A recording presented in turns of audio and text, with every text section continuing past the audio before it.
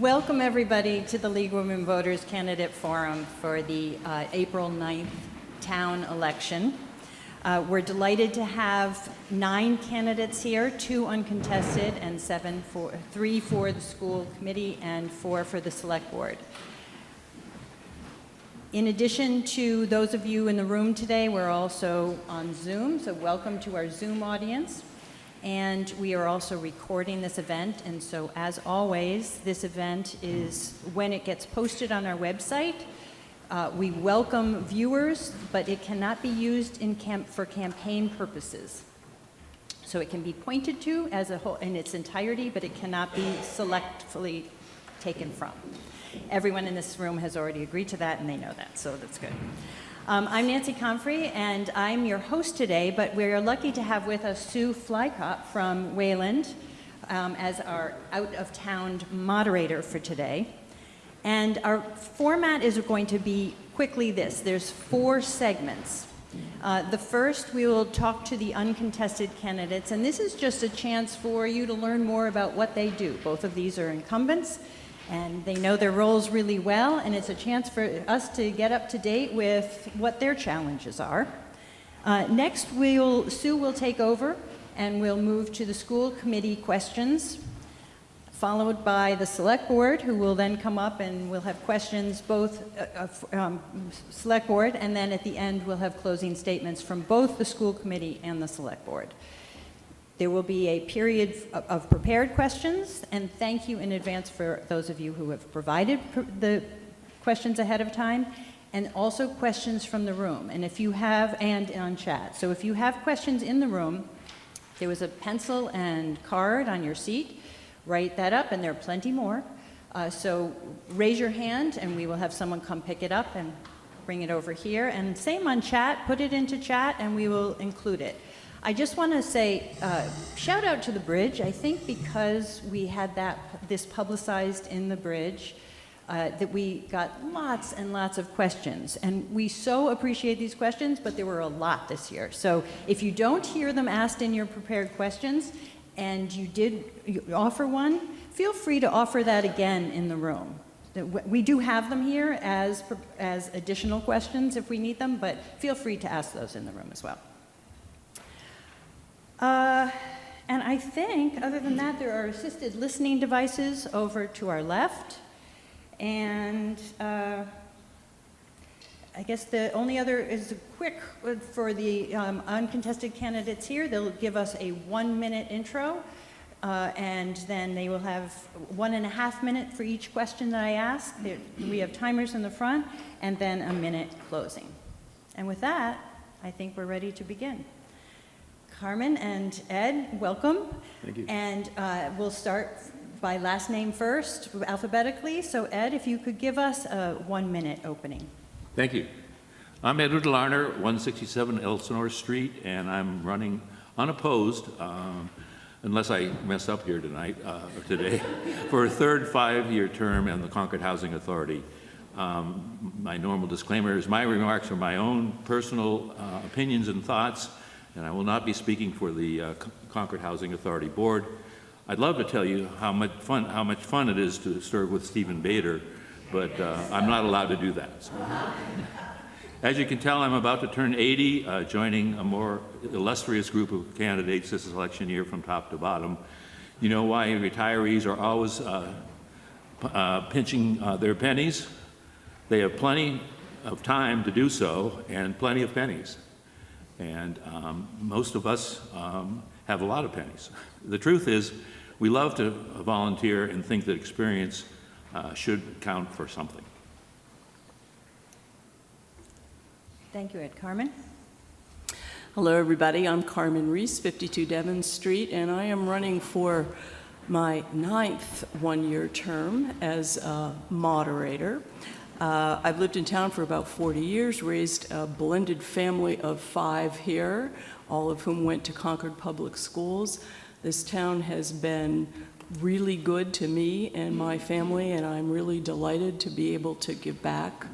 And I've done so in many capacities, starting with being a weekly volunteer in the Alcott School Library, and moving on to the Zoning Board of Appeals and 2 terms on the Board of Selectmen, and now 8 years as moderator. So I'm so grateful to the League for holding this forum, and I'm grateful to all of you for participating in your local governance decisions. Thank you. Thank you. All right, let's start with you, Ed. Housing has become such an important issue in the town and the state and even nationally. And focusing on Concord's challenge, though, can you help the audience understand what the Concord Housing Authority does and how it differs from the Concord Housing Development Corporation and the Concord Municipal Affordable Trust? Okay. Housing Trust? Okay. Well, I honestly think that housing has become a more important issue because of the actions of all the different housing groups. We've now formed what we call a housing roundtable, and we get each time we meet mostly quarterly. We meet right before town meeting again this year, and it all goes back to 2017 when there were several housing initiatives that came up as warrant items. And the 3 different groups, you have the Concord Housing Authority, which is a state agency, and we have the Concord Foundation, which is a committee basically the town founded in order to find funding, and the Development Corporation, which is actually has funds to get things done. The problem was we didn't support each other. The Housing Authority felt as a state agency we really shouldn't take a stand on anything. The Housing Foundation was a little skeptical about the Junction Village project, and then the housing development was not sure that we should be increasing taxes for the real estate taxes that were proposed. Anyway, things really fell apart about Junction Village. The funding things are now in the governor's bill. And we're looking forward through the Housing Roundtable about being able to present a unified front for housing, for future housing issues. Thank you, Ed. Carmen, this is your 9th year, I was going to tell you, but you've already told us that. Running for and serving as our town moderator for Concord, thank you. What are your favorite and least favorite aspects of this role? Why do you keep coming back? So I really do love the town meeting process and the fact that we have such a unique opportunity here. Only New England states have town meetings where the town meeting is the legislature. That's not true anywhere else in the country. And only New England states have open town meetings like ours, where any registered voter is entitled to come to the meeting, be heard, have a point of view, and vote as a legislator on appropriations and bylaws and resolutions and zoning and all of the things that govern us locally. So I really do embrace that process, and I'm delighted to be part of it.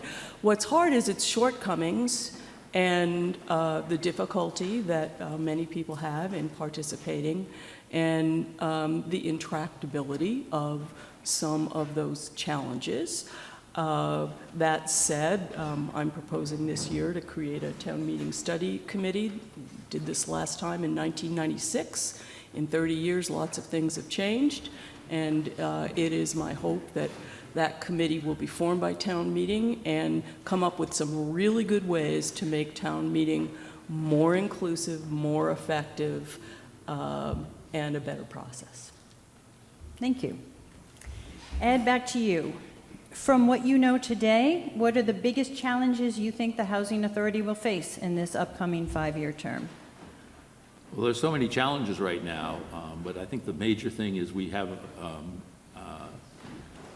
face the fact that we're going to have growth in the town, and I don't want to talk about the prison thing, but it's everyone's great hope is that this is going to make a big difference. But we have a lot of things that are going on right now. The governor's bond bill is going to increase housing, funding in many ways. The Housing Authority has been acquiring individual houses. The Development Corporation has been involved in these in projects, larger projects for apartments. We have the MBTA Communities Act, which is going to allow for more multiple family housing with either apartments or duplexes or triplexes. And the point of view right now is to take this on a three-pronged approach. The Housing Authority is buying individual houses. The Housing Foundation worked on the Aspet Ridge project, which was a very good cooperation between the open space people and the housing things. And we have 40B going on, and we're going to have to deal with that problem. Thank you. Back to you, Carmen. You've submitted, I'm going to give you a chance to talk about what you ended with there. You've submitted an article in this year's warrant that proposes to form a committee to study and make recommendations to Concord's town meeting to make it more inclusive, effective, and responsive to the needs of the town. In the same warrant, however, there are also three closely related articles, one proposing voting on warrant articles at a town special election, one proposing allowance of remote participation at town meetings, and one proposing handheld electronic voting. Can you help us understand how these diverse articles may or may not work together for the best set of modifications to our town meeting? Sure.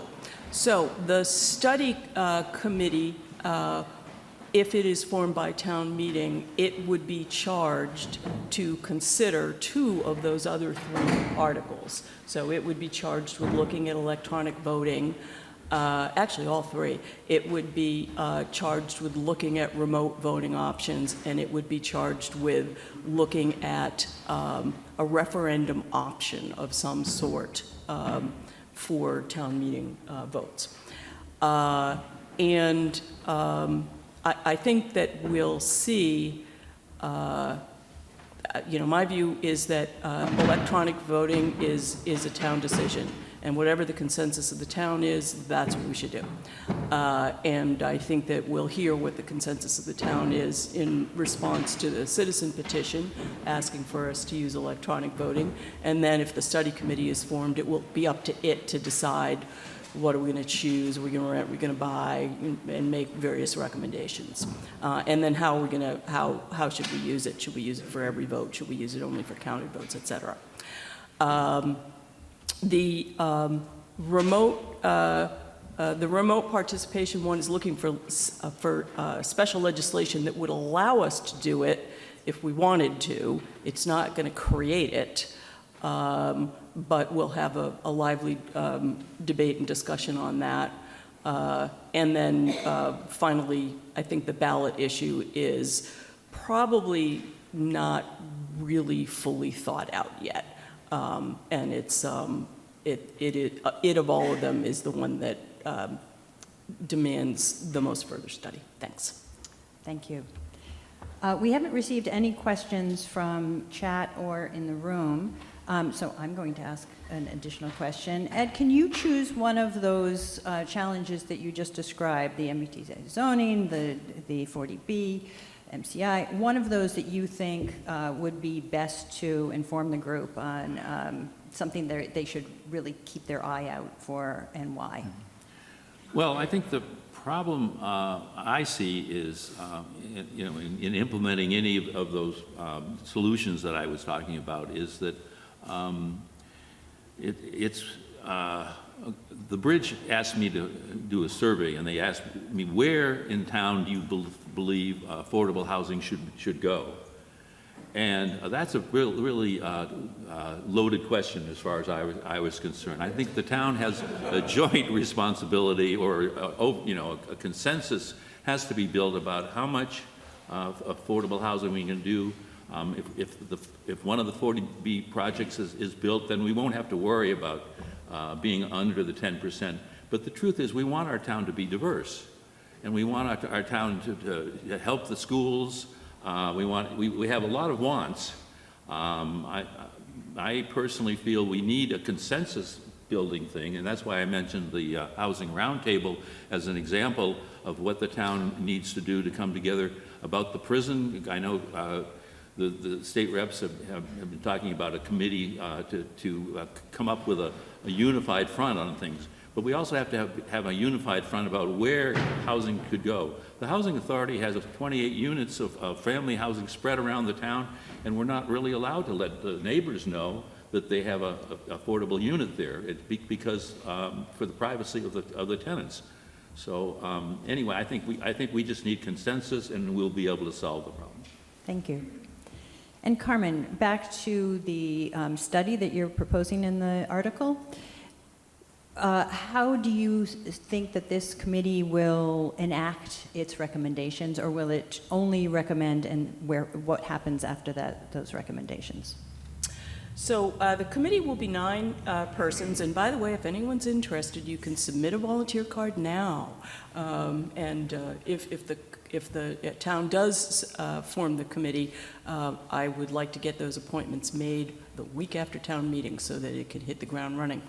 What the committee would do would be to come back with recommendations to town meeting on what changes it would like to see made. Some of those changes may be things that are procedural that the moderator can implement. Some may be procedural that the Board of Selectmen and the other boards that run hearings before town meeting could implement. And some may be things that require bylaws, petitions for special legislation, or changes to our charter. And depending on what the committee comes up with for recommendations, that will tell us what form the implementation would have to take. Electronic voting as an example, if town meeting votes on the citizen petition that it would really like to have electronic voting, then I would expect that the committee would dig into what systems are out there, what it would recommend, and then we'll just do that. There won't be any further action that needs to happen. Thank you. Thank you. Both of you, closing statements, 1 minute. Ed? I was glad to speak about housing issues and answer the questions, and I think it's really become an important part of our town culture. And you know, as I said, I'm not speaking for the Housing Board, but I'm proud of what's going on in Concord. I think we've done a good job. I was elected on the board with 82 votes as a write-in candidate back in 2014, and then I ran again in 2019, and people saying, when are you going to be too old to be on the Housing Board? But I just am proud to be there. A friend of mine in England asked me, how can such a small town be so world-renowned? And I said to him, well, it's because we are Concord and we know our history. So anyway, if anybody wants any questions later, I'd be glad to talk about it. So thank you. Thank you. And Carmen? No town governance process is perfect.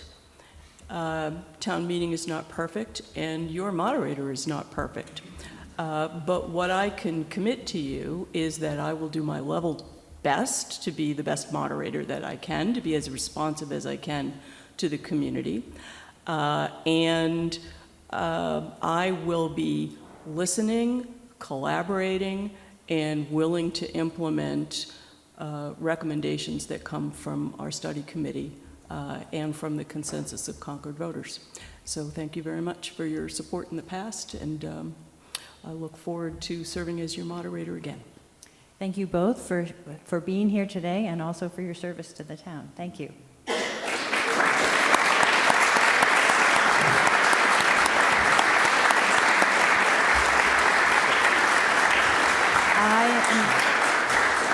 you could take your waters there. And I am going to switch now to Sue Flykop, our moderator from the League of Women Voters of Wayland, experienced moderator.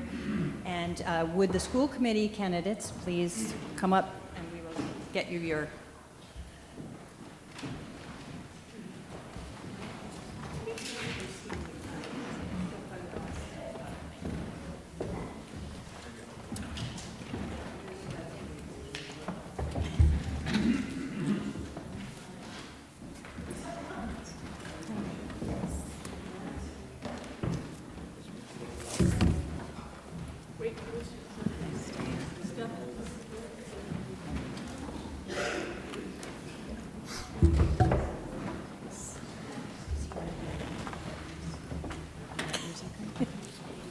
Thank you.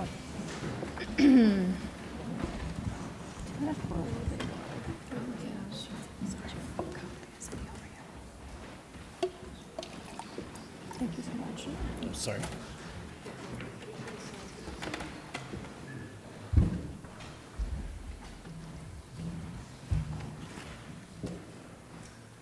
Okay. Hello, everyone. My name is Sue. We're here to hear from our 3 school committee candidates. There are 2 seats, so you'll be voting for 2 candidates in the election. Our candidates are Elizabeth Cobbs, Andrew Herchek, and Tracy Morano. The rules are we will start with opening statements in alphabetical order by last name, 1 minute each, and then I'll ask each of the candidates the same question. They'll have a minute and a half to answer. And then later on, after we hear from the select board, we'll do closing statements. We have timers in front. Thank you very much. Very happy to have timers here. And so they'll be letting the candidates know when it's time to wrap up. I just wanted to repeat, if you have questions and you'd like to submit them for us to talk about today, please write them on the card using the pencil or whatever you might have, and just wave it and someone will come and pick it up. And if you are online watching us, you can put your question in the chat. So thank you very much. We're going to start with opening statements, and we'll go with Elizabeth Cobbs first. 1 minute to you. Hi. First, I just want to thank the League for organizing this forum and for the consistent leadership that you all convey for the town. My name is Liz Cobbs, and I'm running for the school committee. I'm at 31 Pondview Lane. And as a former academic and a former business executive, I've decided to run for the school committee after 2 years of service on the personnel board and many years, 4 years since we moved to town, volunteering in our schools and through the elementary school and through the high school. I hope to contribute to the school committee by listening to our citizens and our school administration to support academic excellence. I'd love to be part of the efforts to return our schools to a top 10 school in Massachusetts after reaching the pre-COVID levels. I'd also like to contribute with a collaborative and curious mindset and with a global mindset. I've spent a career outside the U.S., inside the U.S., moving and learning in this diverse world, and I'd like to make sure that we bring that to our students here in Concord. Thank you. Thank you very much. Andrew Herchek, 1 minute to you, please. Thanks. My name is Andrew. I was born here in Concord, raised on Strawberry Hill Road. My mom is a graduate of Concord Public Schools, and her and my dad decided to relocate back to Concord for the school system, 35 years ago. Graduated from Thoreau, Peabody, and the high school where I met my wife, Whitney, and we made the same decision when we decided to settle down, come back to Concord for the schools. Fast forward to today, I have 2 kids at Willard in kindergarten and in 3rd grade, and they're off to a great start. I'm running because for school committee, the time is right for me. My kids are out of diapers now, so I have a little bit more free time. I believe in public service, as all the candidates here do today. And I think my professional background will be really helpful for the school committee as an engineer and a business leader. So please come out and vote for all of us on April 9th. Thank you. And Tracy Morano. Thank you 60 so seconds much. to you. Thank you to the League for having us. My name is Tracy Morano. I live at 39 Partridge Lane. I I've been an educator in my past life. I was a special education teacher and an assistant principal at our neighboring town of Bedford before moving to Concord. I moved to Concord in 2000 when my oldest was born. I am a proud parent of 3 CCHS alums, and I have a daughter who's a sophomore at the high school who's really enjoying seeing my name all over town. So that's been fun. In preparation for school committee, I spent about 18 years volunteering in schools. So I did everything from being a room parent, a class parent. I was president of the Alcott and CMS PTGs. I sat on school advisory councils of both buildings. I sat on the CPAC board and then the Concord Ed Fund. So I really feel like my entire life has been in public education. These past 3 years in school committee have really been wonderful. I think in a post-COVID world, it's really been great to see our kids bouncing back. I've been chair of the regional school committee for the past 2 years, and I look forward to continuing to serve on the school committee, if allowed. Thank you. Thank you. And we'll go to our first question. Andrew, you're up first. From what you know today, what do you think should be the 3 highest priorities for the school committee in the 2024-2025 school year? And please be as specific as you can and explain your choices. Yeah, thanks. I think in terms of school, so coming out of COVID, we are getting really rich data sets now, and so we can analyze data over the last few years and see how some of the curriculum changes are impacting our kids, and we can use that data to make informed decisions going forward. So I think that's one of them. I'm thankful we have that data set. I think the budget is going to be really key over the next couple of years. Over the last 20 years, I think a lot of the capital allocation has gone to our buildings and our infrastructure in the schools, which is amazing. I mean, we have awesome, awesome buildings. So I think some of the challenges going forward are, taking the capital and putting it elsewhere in the town while maintaining our OpEx and making sure we're not decreasing our class size and decreasing our student-teacher ratios. So those are the biggest things I think we need to focus on in the coming years. Thank you. Tracy, the question to you next. Yep. So I think the priorities that I see for the next school year are really the academic and well-being of our students, always keeping our students first and what their needs are. We also have concerns over the budget and really creating fiscally sustainable and responsible budgets. The past 3 years, we've brought, very reasonable budgets back to the town, and I would hope that we'd continue to do that while not compromising the services to our students. This year, we're at budget guideline in Concord. We're almost there at the region, and I think that, we can keep working on that. And then I think really just looking at the needs of our students and our teachers and looking at our test scores, and we are back to pre-pandemic levels here, which we're really proud of.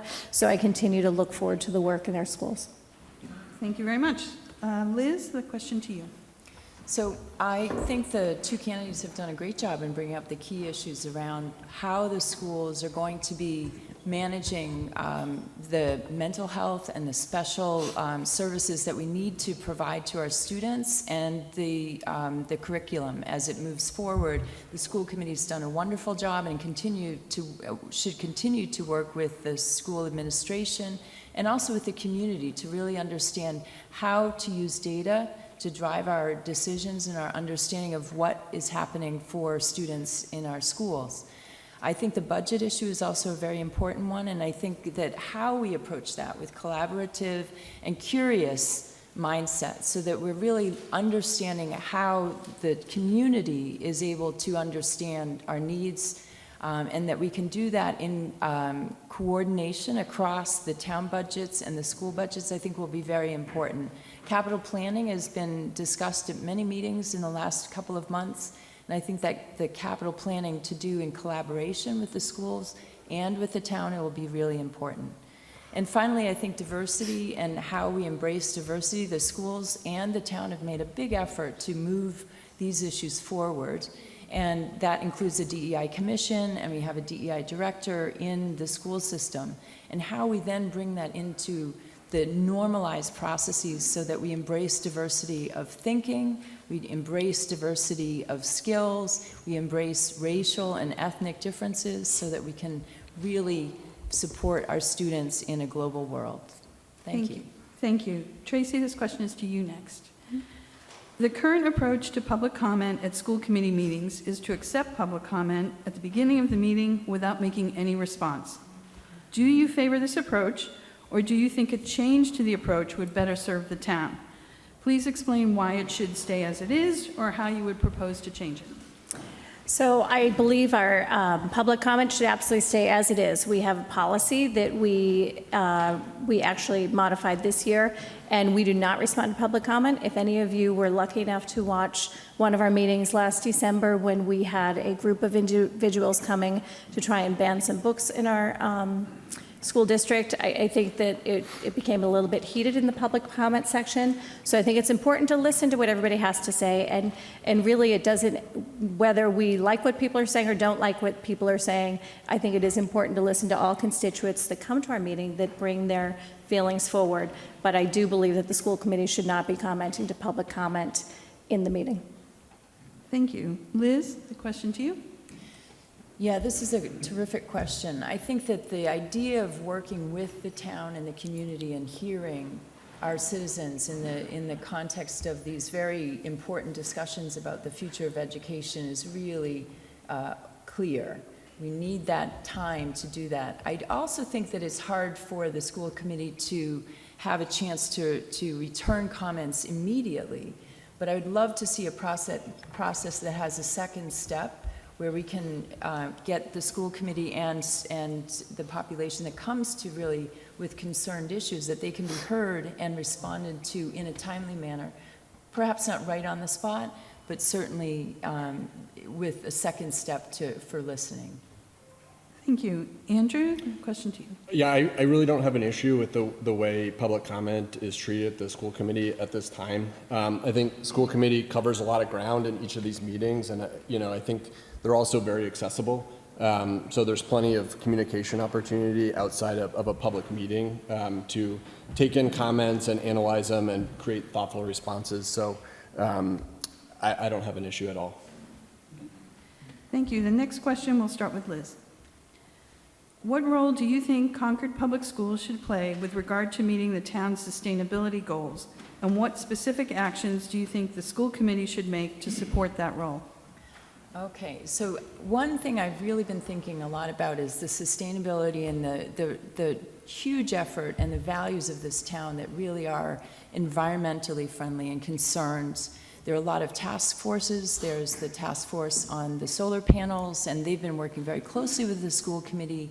I think those efforts really show that the town and the school's values are aligned, and that we have to continue to work on that and make sure that that alignment comes forward with a lot of the difficult issues that face us today.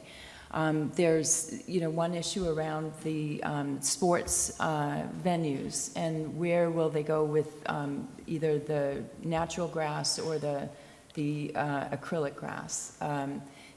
Sorry, I've forgotten the term, but the grass that is made with artificial turf. Thank you. But I think that's a really hard issue, that we have to look at all the different sides, gather all the information, and really understand what is happening. We've put a lot of effort in the environmental side to clean the water so that the PFAS articles are out of our water. And so if we are using artificial turf, there's a question there about what will that do to the water supply in other areas. So I think these are things that have to be in collaboration between the school committee, the town, and the various committees that work on these issues. Thank you. Tracy, the question to you. Yes, so I think there's definitely an important place for sustainability in our schools. All of our schools currently have green teams or activism clubs within each school building, so it really is starting with the students and starting at the ground up to really show the importance of sustainability in our schools. This year, we've worked with the Solar Task Force to try and put solar panels on parts of the CCHS campus. And so that's been really, it's been a great partnership. I think in the beginning, how is this going to work? But we've gotten to a really good place in our partnership with them. We've looked at electric buses. We are the proud owner of the first electric bus in the country. And we continue to have those discussions about how to balance the fiscal needs of the school versus the town. And the cost will hopefully come down in electric buses, and we'll have grant opportunities to try and build that fleet. Thank you. Andrew, the question to you. Yeah, I mean, I don't think there's a citizen in Concord that doesn't value sustainability. I think our challenge right now is a lot of these initiatives are expensive, and we're all fighting for, capital allocation and different goals on different committees. I'm really pleased, my perspective is, again, of Willard. My kids are at Willard. Really pleased to see some of the work that PTGs are doing in terms of green commissions and green teams and stuff at a young age. So my kids are talking about it, which is great. But I think there's a real opportunity in this town, and why a lot of us are running it, to come together and kind of, especially for sustainability. A lot of groups, again, are fighting for capital allocation. And so I'd like to see kind of a sustainability roadmap, as a town, basically, so we can all achieve these and they're not siloed in these different committees. Thank you. All right, this next question, Andrew, we'll start with you. Were there any difficult decisions that the school committee made this year that you either would have decided differently or that you strongly support? And please explain your reasoning. I think top of all our minds is the naming of the middle school. And I commend the school committee really for the process they put on. I think people in Concord really like to be heard. I think we value that as a town, to have a voice. And in this particular case, I thought the school committee did a really great job, a really inclusive process. They got a lot of feedback. They garnished a lot of data. And I think they had to make a really difficult decision. Specific to the naming of the middle school, I'm personally just excited, and I think we should get excited as a town for the school to open. It's a great building, and I'm really excited. My kids will be among the first beneficiaries of it. And so for me, just looking forward and getting really excited about that project. Thank you. Liz, the question to you. Yeah, I think, sorry, could you repeat the question? Sure. Were there any difficult decisions that the school committee made this year that you either would have decided differently or that you strongly support? And please explain your reasoning. So one thing, there's an article in the warrant for the town meeting this year that points to the restrooms that are needed on the fields. And I support the issue. I think that the restrooms are really needed for the town and for diversity, so that people of various ages and abilities can use restrooms on the fields. I think what I'd like to have seen is a more transparent process go forward with the town and in collaboration with the various committees that are looking at budgets, so that we could have had a stronger understanding of the need and support a legitimate budget in the right time frame. So I think that it looks like the school committee is trying to find a different way forward, to first put a smaller amount of money toward a feasibility study potentially for next year. And I think that would really benefit, because we'd have really good planning that people would understand, and there would be more time for that transparent dialogue to take place. And then we could go forward and get the town and the schools what they need for the restrooms on the fields. Thank you. Tracy, the question to you. Thank you. I'm actually going to name two, and it will be the two that my candidates actually already named. So in terms of the naming of the middle school, that was really emotional, challenging decision that the school committee had. We really tried to listen to all the stakeholders. We had over 300 emails. We had a lot of public comment. We still continue to hear from people in the community, whether we're at Crosby's at the grocery store or someplace else. So that is one that I feel as though we did a great job. We had an open process. We had a 4-week open process. The bridge, there was advertisement in the bridge. It went out to everyone in Concord, so I do feel like we did listen to the community on that. In terms of the amenities building, which is the bathrooms, we are now relooking at that, because at the time when we started talking about that in August, it was before a lot of things that had come into play for the town. And I think that we've heard from both select boards, we've heard from both FinComs, and it really is our goal to work in partnership with the town in order to get these projects done. But I'm just really glad that we have an awareness out there to the town about the accessibility issue that's down by the stadium, because that really is what's the most important part of it. So I think if we can move forward with this, we'll continue our discussion on Tuesday night. So for those of you that want to listen, the meeting will be on Zoom. So thank you. Thank you. All right, this next question, we'll start with Liz first. With the state's use of the Elm Street Motel for a temporary shelter, Concord in general, and Concord schools in particular, are playing a role in the immigration challenges facing Massachusetts. Concord schools have already done a great deal to face this challenge. What do you think the most important steps the school committee has taken? What do you think are the most important steps the school committee has taken in this regard? And what additional steps, if any, can they take to address this challenge? Well, last week at the Finance Committee hearing, we heard from Superintendent Hunter about the excellent job they've done to integrate the students from the shelter. There are about 39 students, about 23 of them are supported at Willard. And from her presentation, they've been able to manage the needs of those students within the allocated budget, $104 a day, I think, per student that comes with each of those children. So I think that the ability for the school to do that, there are two parts that really struck me.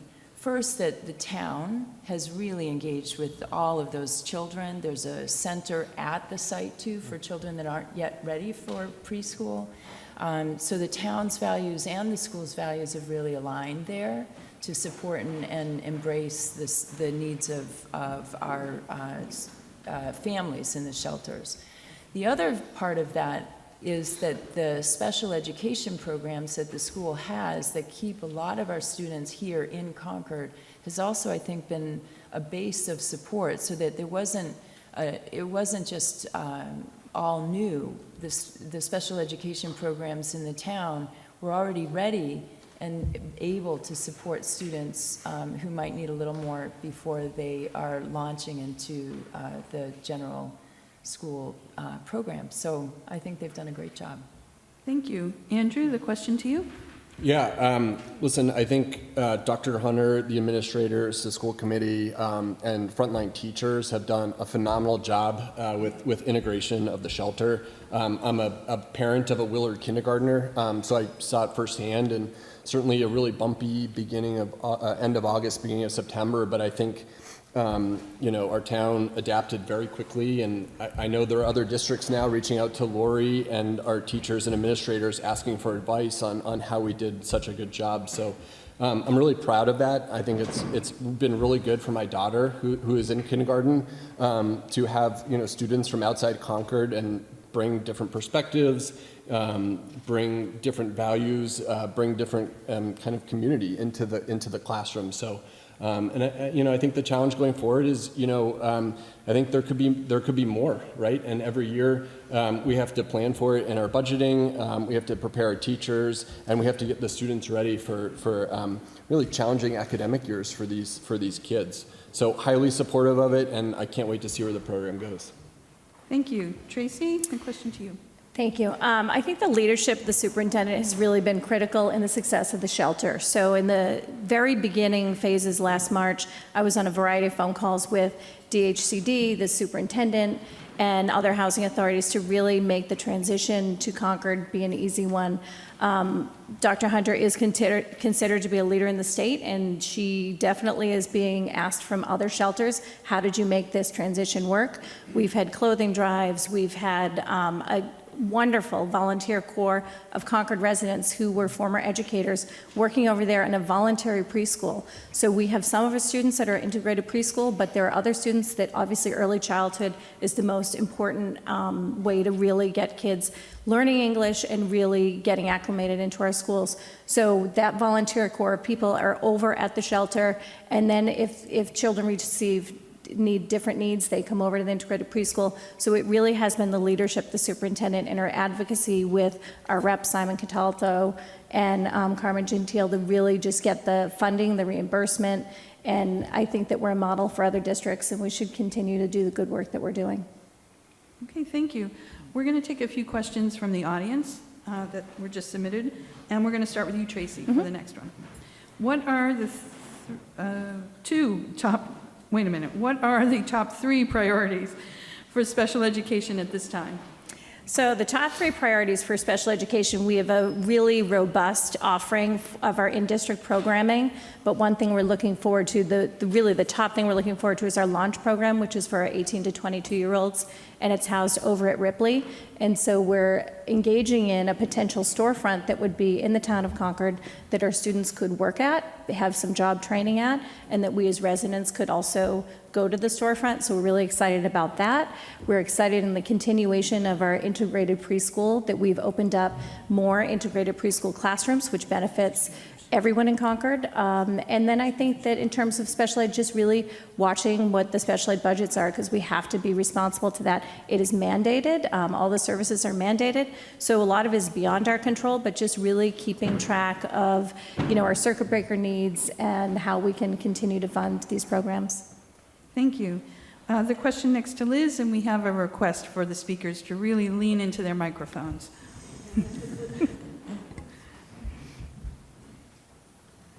So the question is, what are your top 3 priorities for special education at this time? Okay, so same question, sorry.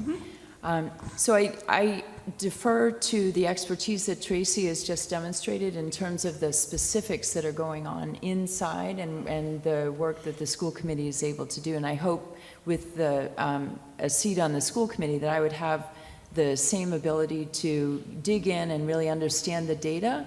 So there is a lot of work in special education that that looks at the curriculum too. And I think that our ability to support a stronger and stronger curriculum that's flexible and that can meet the needs of students with very different needs, that would be the most important thing to continue to develop as we go forward. So I love the idea of the older program for students that are beyond high school that could help them really integrate into a workforce. I think that would be a program that I'd love to see continue as well.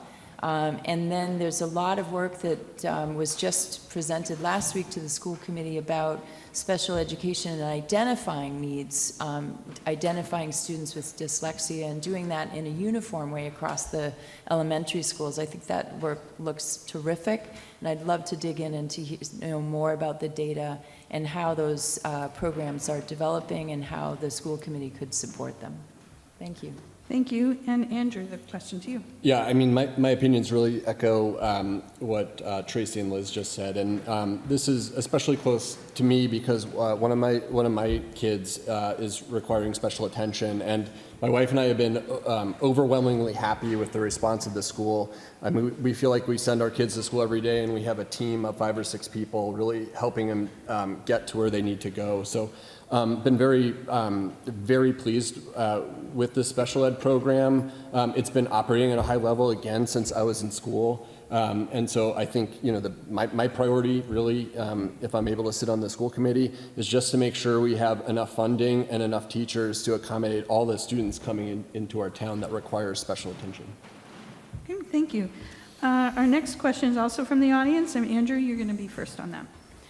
If town meeting votes to name the new middle school after Ellen Garrison, how will you, as a member of the school committee, respond, and would you accept the town meeting decision? Yeah, I mean, I would accept it. Like I said, to me, I'm just really excited to have a building that our kids can, best in class that our kids can learn in. And, I'm not so concerned with the name. I'm just again excited for our kids to be there. Thank you. And Tracy, to you next. So the school committee has the authority to name the school building, and I do find this a little challenging going towards town meeting, but certainly it's an article that's been brought by a group or a few citizens. So we'll listen to what town meeting has to say, as we always do in Concord, and have robust discussions. I think it's important to listen to all of our neighbors at town meeting. That's definitely critical in it. And I do think that it's important as a school committee moving forward is that we are going to look at other ways to honor citizens, whether they were one of the 22 on that list. I'm certain that we'll probably be able to find some way to honor and dedicate different spaces in the building to the citizens of Concord. And we have a great group and list of names there, and I think we should continue to try and look into that work. And we'll just see what happens at town meeting. Okay, thank you. And Liz? So the article that's in the warrant for town meeting is brought by a lot of citizens, and I'd love to hear what an even broader group of citizens in the town feel about the naming of Ellen Garrison. my vote will be for Ellen Garrison. I think that that tells us a lot about our past, but it also tells us a lot about our future and where our society is going. We're a diverse society. We're getting more and more diverse, and I think that honoring all of our diverse populations that have been part of Concord for decades and hundreds and 200 and 250 coming up years is really important. And it will become even more important as we are continuing to educate our students and embrace diversity, so that diversity is a benefit that we all see and understand, and our students will grow and be welcoming in the world in a very global society that they'll be entering when they graduate from our high school. Thank you. Thank you. Okay, so our next question, we're going to start with Tracy, and this is also from the audience. Driven by lower student numbers, the proposed school budgets increase the cost per student by 7 to 10%, making Concord schools among the most costly in the state. What use, if any, do you think the school committee should make of benchmarks in similar towns on school performance, expenditures, and collective bargaining agreements? Oh, wow, that's a great question, and it's a very robust question. So I think that what we have to do is we look at our class sizes, and our class sizes are actually, at the high school in particular, amongst the largest in the state. We are a top 10 school. We still continue to be a top 10 school. If you look at our MCAS scores, our SAT scores, our AP scores, we are in the top 10. I think a lot of people get tied up in the Boston Magazine rating that came out a few years ago. We were like number 32. Actually, we look at, there's one number in there that's not totally accurate. We continue to look at enrollment, and we look at what we're paying cost per student, but we are very similar to our peer districts in the 10 communities that we compare ourselves to. We are kind of, on the upper side of it. We're certainly not the top, we're not the bottom, but I'm proud of the work that happens in our schools, and it does take, the proper funding to have our teachers be able to do what they do each day in our schools. Thank you. Liz, the question to you? Could you repeat the question, please? Sure. Sorry, bunch up here.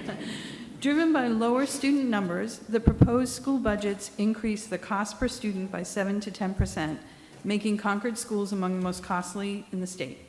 What use, if any, do you think the school committee should make of benchmarks in similar towns on school performance, expenditures, and collective bargaining agreements? So that's a very big question.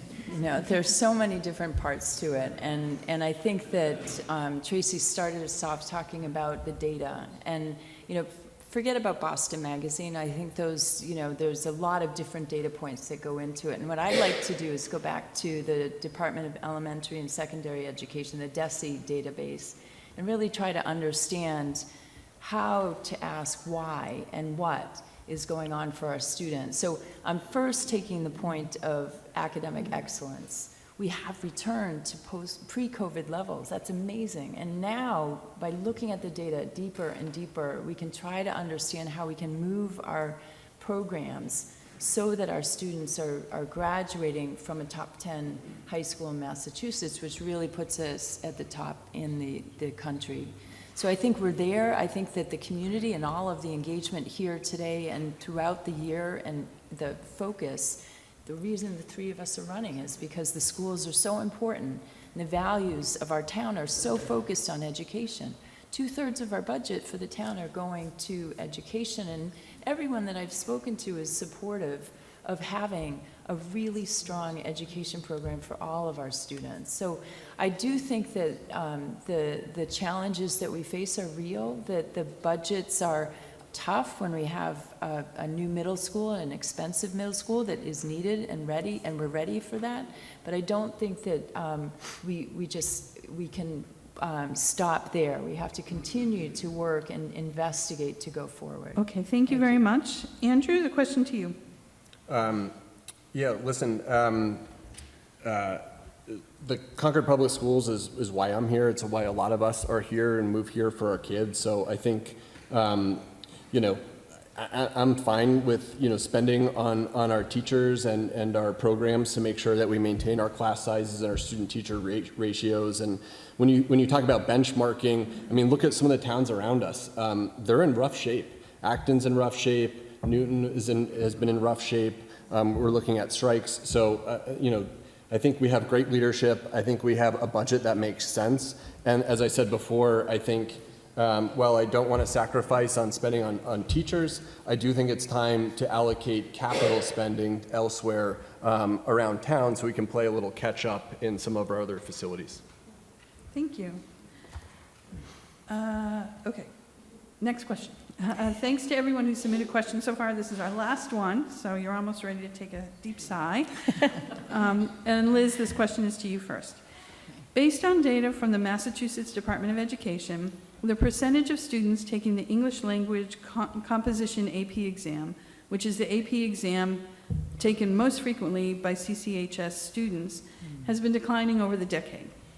These declines started before the pandemic, but are significantly lower than peer high schools' past percentages in the 2022 to 2023 school year. As a member of the school committee, how would you work with the administration and stakeholders to understand how to ameliorate this trend? This is another very complicated question. I think there's a lot of information there. There are two types of AP tests for English students at the high school. There's English literature and composition, and there's English language and composition. And I think, if I'm correct, that the number of students that take the second, language and composition, are much higher, in the hundreds, 100 to 120 students, and about 10 in our high school that are taking literature and composition. And so the data for the lit and composition, those 10 students, they've been doing pretty well. But it is true that there's a downward level of AP test scores from 3 to 5 over the last 5 years, so pre-COVID to now. And, how would we go about investigating that? I think there's a lot of questions about what is it about the program? Is it a COVID issue? Is it not? I don't have all the answers to that, but I'd love to have a chance to look into that and help our students to be more prepared for that test in particular, and maybe even increase the number of students who are feeling confident enough to take that AP test in the future. Thank you. Andrew? Yeah, echoing kind of what Liz said, I think, we're getting rich data sets now coming out of COVID, and I know you said this problem may have extended pre-COVID, but we have really good data now, and I think the part of the question, which I want to focus on is how would I react? I think analyzing data it's what I do every day in my professional career. I like doing that. And so I think, the way we solve issues like this is iterating on the school committee by reviewing the data, reviewing the inputs, and working with Dr. Hunter and, teachers to come up with ways to solve issues just like this. Thank you. And Tracy? Yeah, so we actually don't have an AP English class at our high school. So our students are taking the test based upon their high school English. So they take rhetoric as juniors, they take senior English as seniors, and so we actually don't teach towards the AP test. Students choose to take the test, they choose to prepare themselves.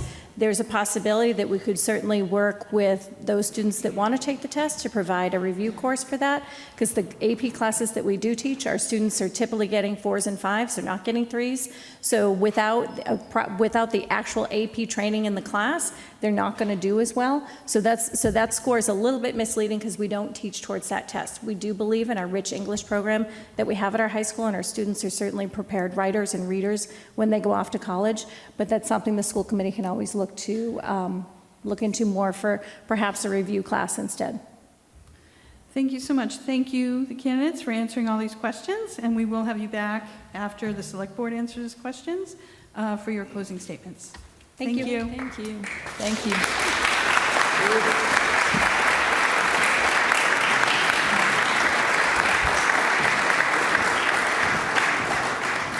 So if the select board candidates can come up now and take a seat, that would be great.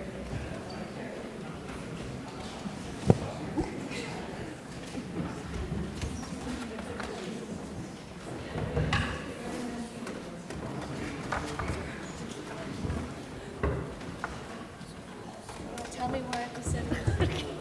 That's helpful. All right. That's helpful. I always advise the candidates. I know. Just getting out of the way. sorry. It's nerve-wracking up there. I do Their water.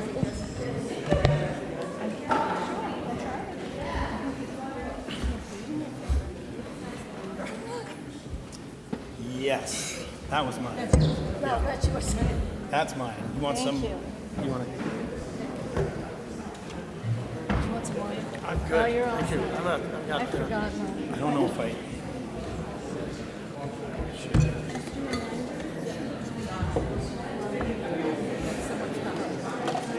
We each have our own speakers, I guess.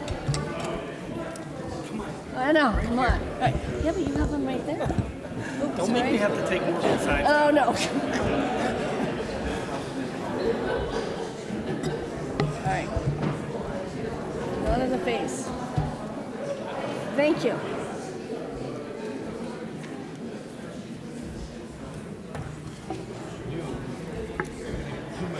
Oh, good. Does that mean I can talk out of both sides of my mouth? Sorry.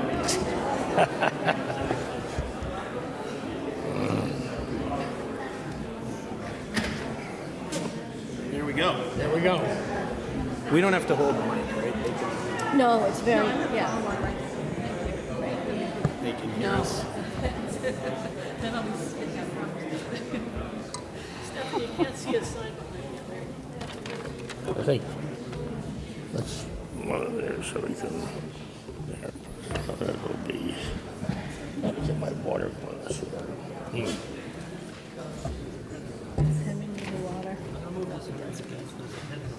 It's a head.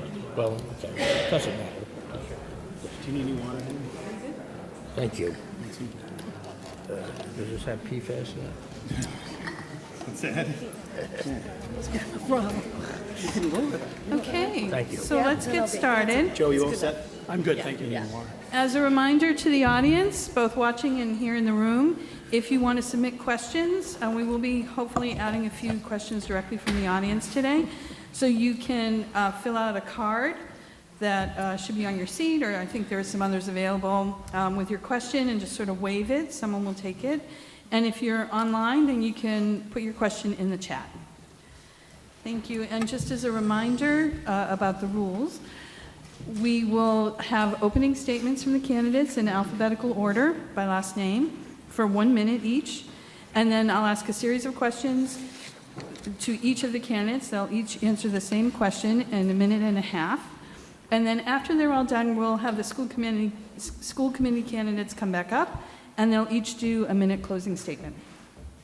Okay, so we are going to start in alphabetical order for the opening statement, and that means 1 minute to you, Henry Dane. Thank you very much. I'm Henry Dane. I am currently the chair of the select board. I am very happy that we have 4 candidates running for this position. I think it's a mark of our success in running a well-organized and rational process for this town government, that people of this caliber are eager to serve with us on the board. In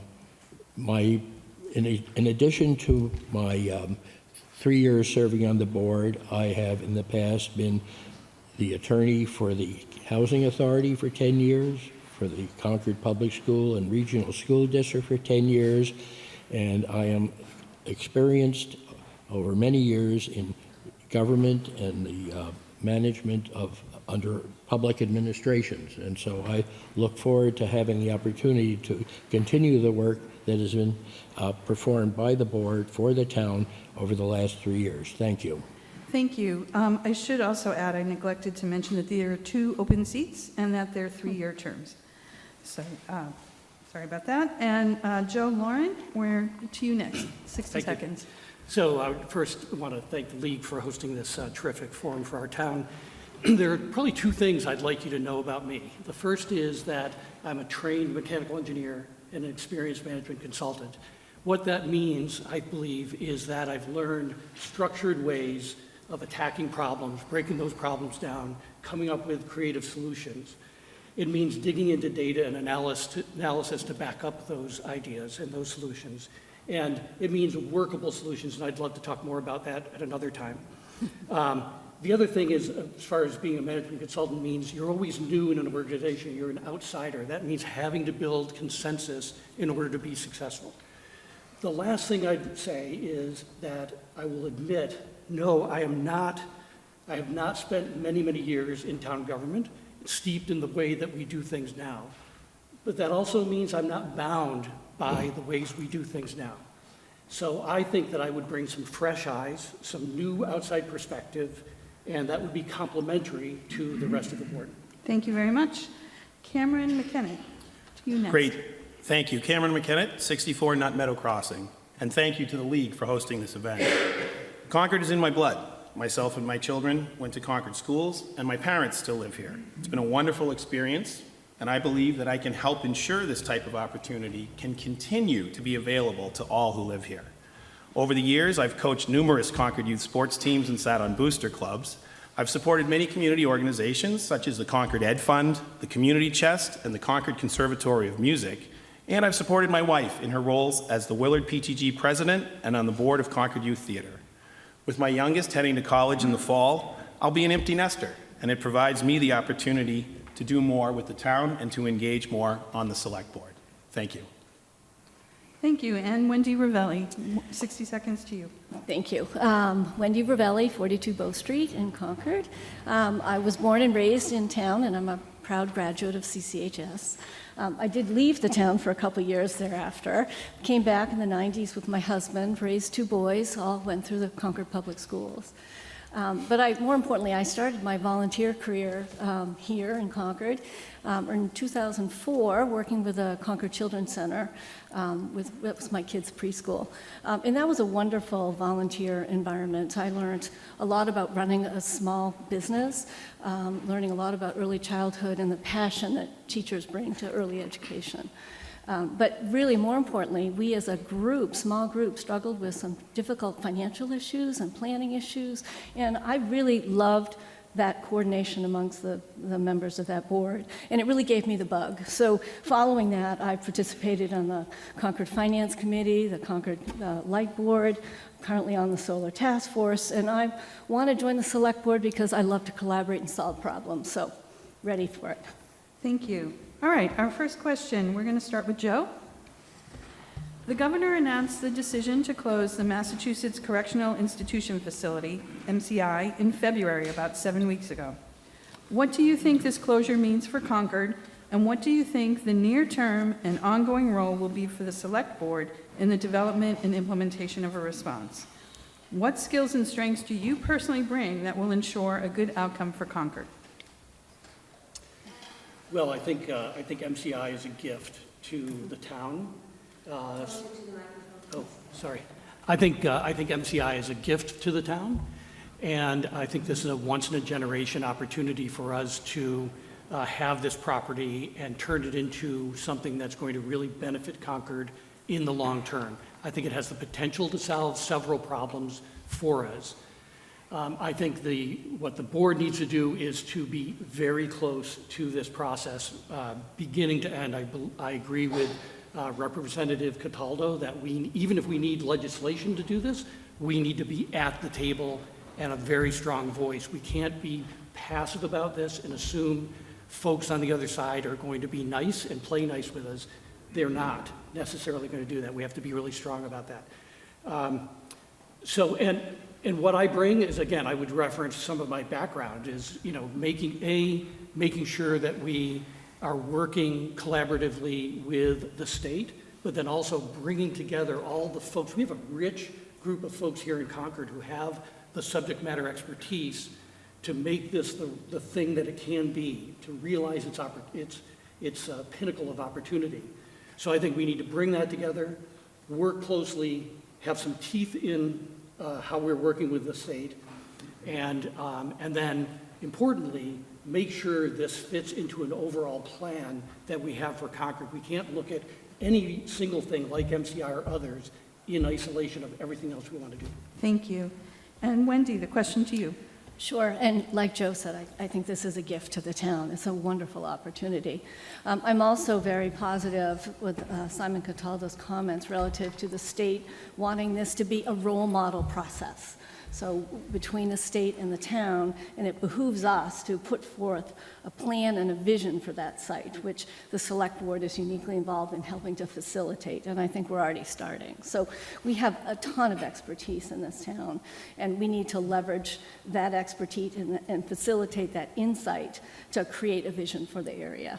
So we certainly have housing needs, but I also believe there's an opportunity for mixed use and bring more commercial base into the town to help offset some of our tax base. That's certainly a benefit. I'm concerned about Junction Village area behind there, and there's an opportunity to mix some of that affordable housing with some full market housing there.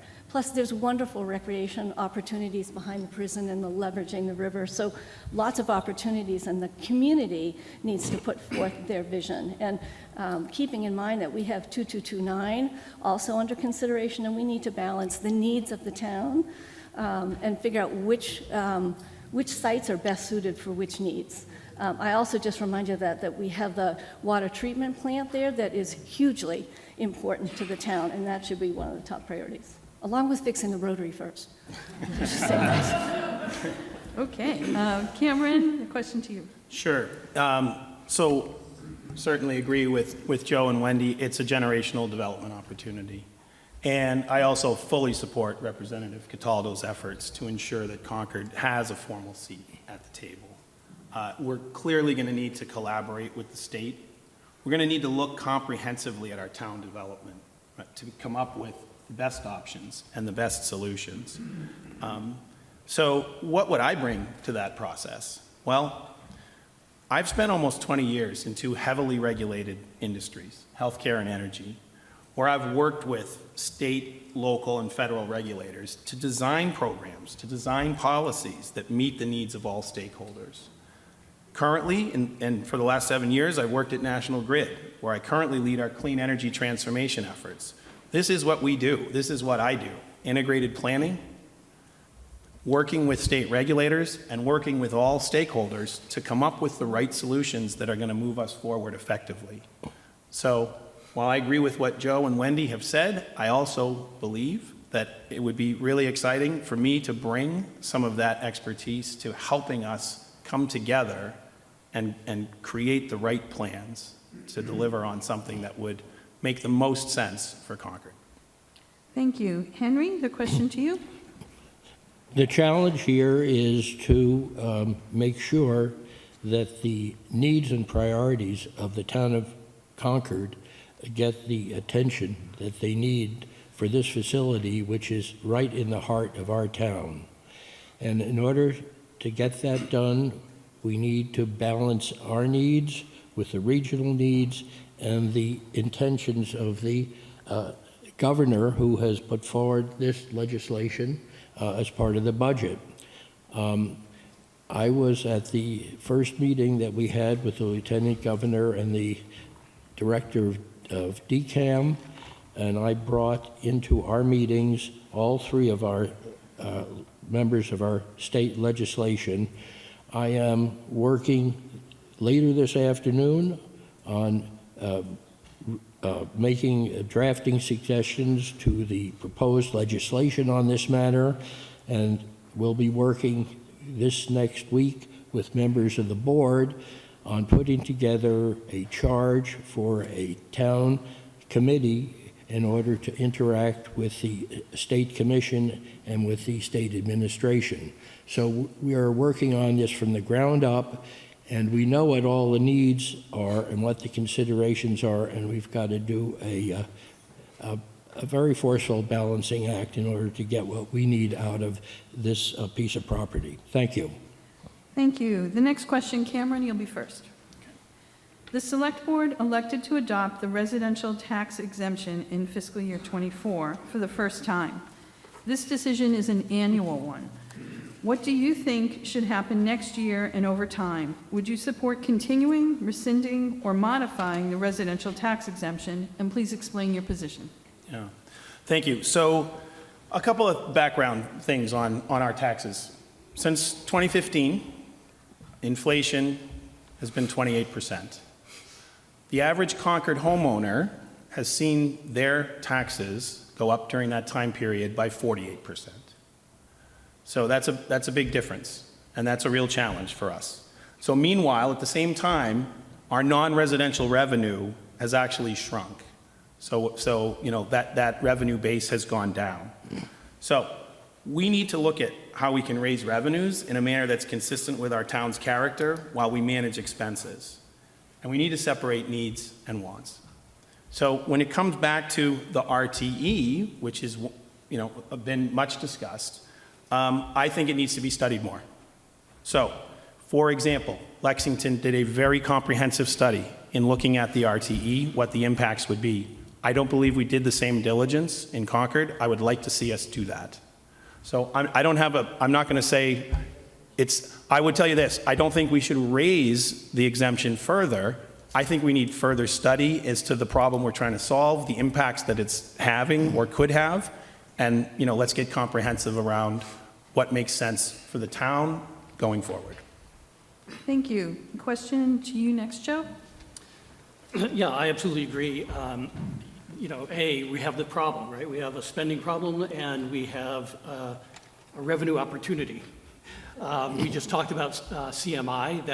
That's one of the opportunities. Can we, in fact, as Cam mentioned, bring additional revenues, expand our revenue base beyond the residential tax for real estate? That's 95.5% of our revenue comes from those taxes. It's really not sustainable if we're going to continue to have what we want here in this town. So expand that base, first of all. Second of all, obviously, we have to look at the spend as well. And again, I'm going to be a broken record on this, but we need an overarching plan that guides everything we do. What's the vision we have for this town that we want it to be in 10 or 15 or 20 years? What's the plan to get there? What's the spending, in fact, in particular the capital spending, in order to get there? And let's be diligent about sticking to those budgets. We can't just go after every shiny thing that comes along, right? As Cam mentions, what are our wants and our needs? We have to discern between those two, and we have to set priorities. With the RTE in particular, I think the goal is proper to make sure that folks can afford to live here, that seniors can afford to retire here with dignity. I think, frankly, that the RTE was a bit of a blunt instrument, and I would frankly look at additional tools that might be more precise to get us to the same place. Thank you. Henry, the question to you. Thank you. I think I took a very strong leadership role in the adoption of the RTE. I do concede that it is a blunt instrument, but the options that are open under the legislation, the legislation that controls the ability of a town to raise taxes give us very few limited options, and that, in fact, this was the only one that was that had any hope of being successful in terms of creating some equity among our homeowners. Yes, it's something that needs to be looked at again. I would support its continuation at its current rate, because I think the current rate was designed to, especially to deal with the increase on the tax burden as a result of the bonding for the new middle school. I think people know I've been very aggressive about controlling expense. I am very much in favor of looking for new sources of revenue, and I agree we have a spending and a revenue problem, but the RTE really doesn't affect those. It just affects how the burden that we impose on the residents of the town is distributed among them, and it does promote some measure of equity. Thank you. And Wendy, the question to you next. Thank you. So I am in support of the RTE. I took a look at the assessor's data and found 85% of the residents would benefit under that. And I think that goes a long way in supporting affordability for a number of people in the town. Being on the light board and understanding the impact of taxpayers, on ratepayers, there is a lot of sensitivity and a lot of concern around ability to pay. And I think this is a tool that goes a long way in supporting those citizens. The RTE, we are going to have it for 3 years. When we made that decision, we're going to have it for 2 more years. And the key decision is, do you keep it at 10% or not? I would like to understand and have a little more information about the impact of that, and did we get all of the targeted 4,000 residents actually applying for that, because that's an important component to understand as well. But my likely right now, I would probably keep it at 10%. I certainly wouldn't increase it at this point. So I'll leave it at that for now. Thank you. I think we're going to move on. Sure. Sorry. Wendy, the next question is to you first. Select board members each have a portfolio of liaison assignments on the town's committees, boards, and task forces, and have the responsibility of staffing, supporting, and coordinating with them. If elected, what areas or initiatives are of particular interest to you? How specifically would you expect to engage with and support these assignments, and how much time do you think this could add to your select board commitment?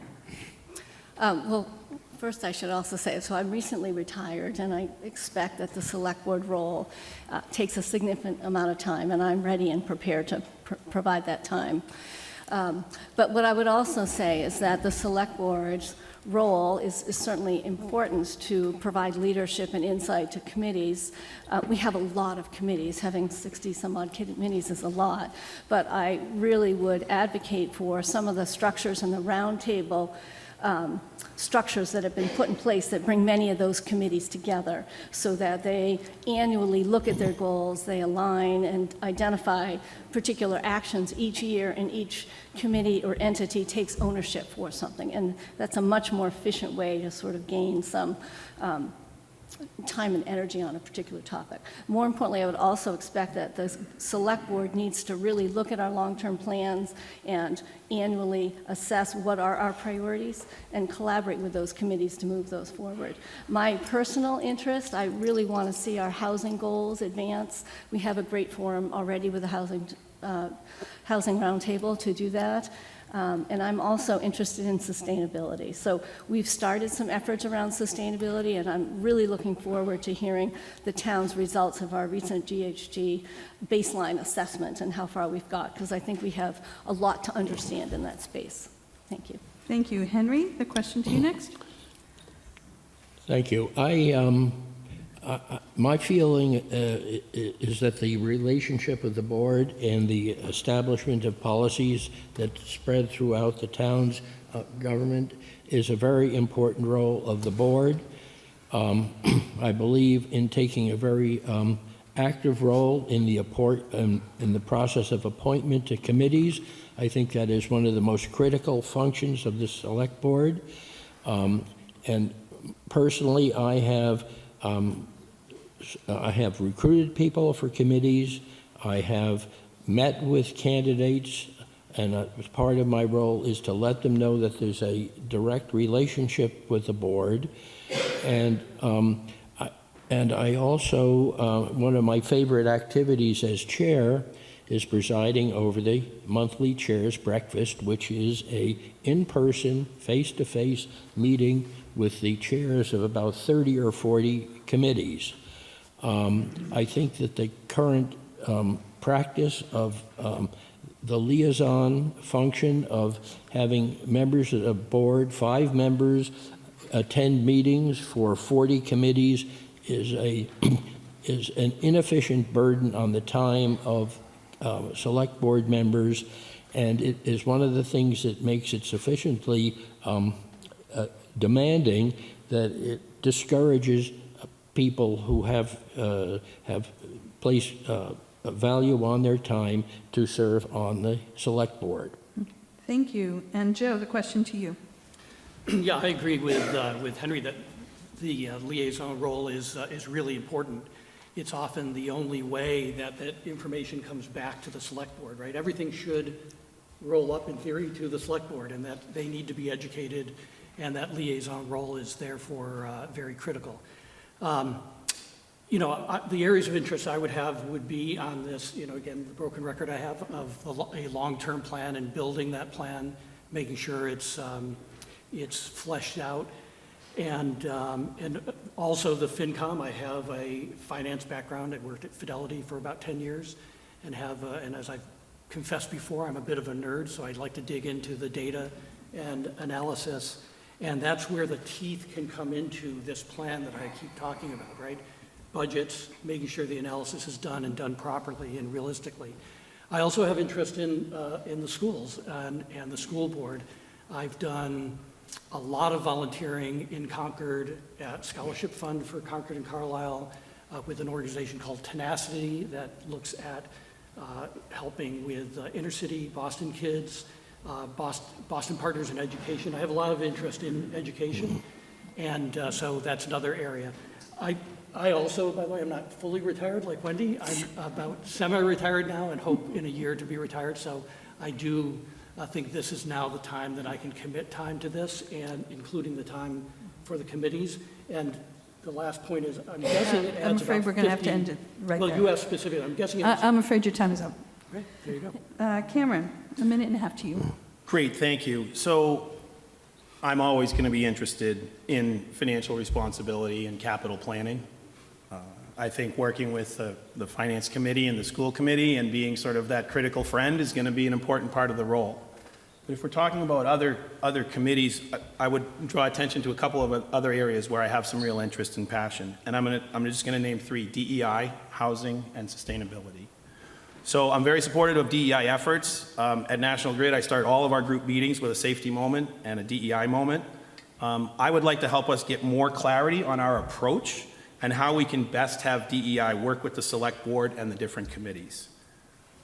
I'd love to also share some best practices, right? Here's what we're doing out there at National Grid around diversity, and how can we learn from each other.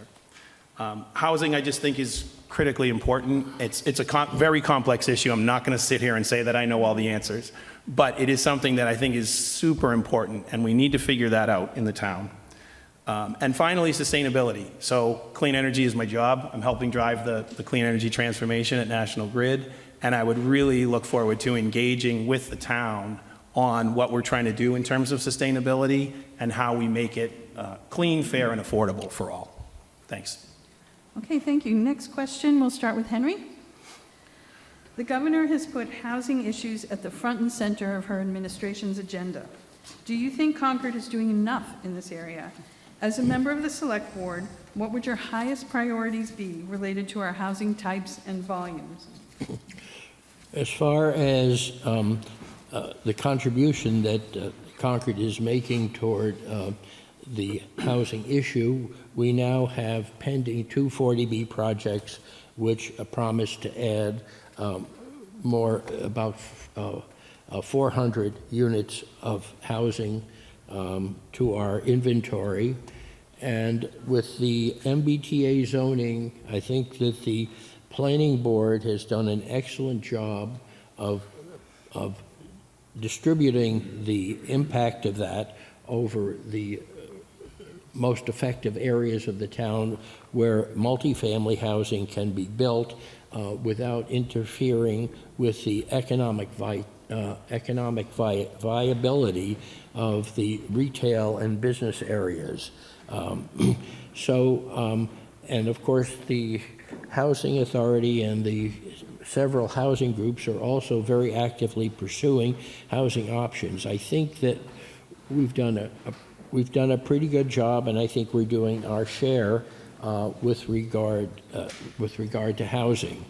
The types of housing, there's a lot of interest in having housing for families, and that is because families are involved in the community, and we want to have people living in this town who feel a sense of belonging, have involvement in the town, and having children in the schools and being members of organizations gives them that opportunity. And Wendy, next to you, the question. Can you just repeat the question one more time? I Sure. just want to make sure I answer it thoroughly. I know. Just The governor quickly. has put housing issues at the front and center of her administration's agenda. Do you think Concord is doing enough in this area?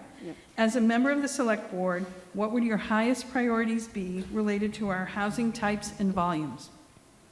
Okay, so one is funding affordable housing is top of mind for me, and I think one of the key things is advocating for continued funding. So there are some pending legislation for housing, real estate transfer taxes and building fees that might be an opportunity in the future. I would like to see one of our housing production plan is our long-term plan around housing, and so we need to fall back on the goals and strategies in that plan.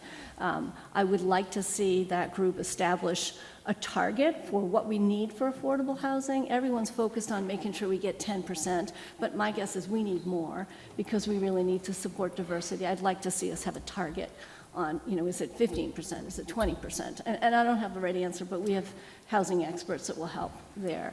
But I also think we need to have diverse housing for people who are trying to downsize, so we need smaller homes. We need more rental homes. I left Concord because I couldn't afford to live here, and I would like to have my kids have a place to come, whether they're renting or not. So we need sort of apartment-type housing, and we need housing for people with disabilities, and we're all aging, and we all need a new place to potentially go at some point. So really want to have a really diverse set of housing. Thank you. Cameron?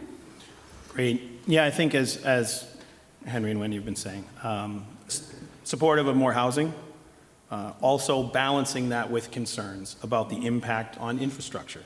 Right? So what does it mean for us as a town? So we're seeing more of the affordable housing expansion. I'd like to see us with more of that forward planning so we can optimize the size, the location, and the impact on the schools and the infrastructure.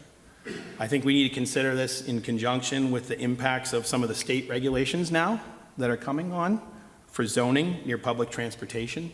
So really it's about making sure we have that comprehensive plan. People have asked me, for example, do you support more housing at MCI Concord? My answer is, it depends. Let's look at the whole town. Let's look at all the places and what we're building and what our needs are and what the challenges are with our infrastructure. And then let's come up with a more comprehensive plan that would enable us to more accurately sort of answer that question. So that's how I feel, making sure that we have that comprehensive plan. Thank you. And Joe, the question to you. Yeah, there's probably not a lot of separation between Cam and me on this. We need that overarching plan. That, again, will help dictate and inform how much housing, how much affordable housing we need and want. I think we should look to other communities and look at best practices as what have they done well and not so well, so we can learn from those best practices in other communities. Just to be clear, I absolutely believe we need Concord to be an affordable town and have a diverse population here. We need folks to be able to retire here and age here with dignity. I think one of the things is greater density in some parts of the town, which would, as Wendy mentioned, these could be downsized homes where folks want to move into after the kids have left. But I also agree that we need to understand the knock-on effects. What are the implications to the cost of schools? What is the additional drain on infrastructure? And what's going to happen to traffic? So again, start with this overall plan, learn from what others have done, and do what we can do to make this the best town possible for folks. Okay, thank you. Joe, we're going to give you the next question first. The Select Board receives numerous letters from constituents, which in the past have been shared broadly with the public. What do you think is the proper degree of sharing these letters, and what should the means for doing so be? Boy. I'm a big believer in transparency in government. So I think if someone, and we should be clear that if someone writes a letter, they need to know that it will be and can be shared more broadly. So if I'm understanding the question properly, I think we should be fully transparent about sharing sharing what people write in about, good, bad, and indifferent. As far as the method, I guess I would have to think about that and, again, maybe look to what other communities do in this regard. Of course, I don't know if we have some legal issues we also have to understand there, but I would look to what other communities are doing to make sure that we share this in a proper way, obviously being respectful to the folks who've written in. They've been brave enough to get involved and make their themselves known and their thoughts and beliefs known, so we should be respectful, but we also have to be completely transparent. I don't know if that means publishing on the website or publishing in the Bridge, or I don't know, but we certainly should not hide anything from the community. Thank you. Henry, the question to you. Thank you. We have somewhat revised the order of the agenda this year that I have been chair of the committee. We adopted a correspondence policy which essentially dictates that all correspondence that is received by us that is relevant to the matters that are being considered at a particular meeting is attached to the meeting materials that are published on the website. And so we do give them that representation to correspondence that comes in, which is relevant. We have also moved the public comment period of our regular meetings to the beginning of the meeting, in which we open it up for public comment for matters that are not on the agenda for that evening. And if there are matters that are being considered, we invite comment from the public before the select board votes, rather than at the end of the meeting, as was formerly done when the vote had already been taken. So we have made an effort to organize it and make it rational and still give people the opportunity to be heard on the issues that come before us. Okay, thank you. And Wendy, the question to you next. It's a tough question. First of all, I think it's important that we have a policy around communication when we receive communication. I think it's important that everyone who sent in a letter is responded to. I have on many occasions never gotten a response, and I would like personally to us to adopt that type of policy. I'm also aware that in my own history on the Finance Committee, received letters that I don't really believe should be public because there's personal information in there. So I'm a little concerned about having a blatant policy, but maybe there's a process that says if you send us a letter, do we need to in some ways blind out certain comments, but we need to have a policy that says they'll be made public. And then we need to agree on how, because I have been on committees where we've received like 800 letters. And I don't know how in the world how we could actually share that. And they tend to be the very controversial issues. So whether it's naming of the schools or it's tearing down a bus depot to find a solution, we get a lot of correspondence. So I think it behooves the select board to establish that policy. Thank you. And Cameron. So I have a philosophy that I tell people at work all the time, which is I'm going to tell you as much as I can as soon as I'm able. So I think we should have as much transparency as is feasible. We can work through the details of what that means in terms of the method for making the information available and some of the policies. If there's things like personal information, absolutely. But I'm going to go back to the core philosophy. We should be telling people as much as we can as soon as we're able. Thank you. Okay, thank you. Cameron, you're going to go first on this next question, which is from the audience. Do you think Concord is a welcoming town to low-income residents? What can the select board do to help low-income residents feel more welcomed? So it's interesting because it's a Concord thing, but I hear from people it's a New England thing. That sometimes it's not the most welcoming of places. For instance, when I moved to Texas, people all came over and said hello a million times, and sometimes here we can be a little bit harder to welcome folks. So as it's related to sort of low income, look, there's more that we can do. You know, there are things that we can look at in terms of, certainly we go back to housing, right?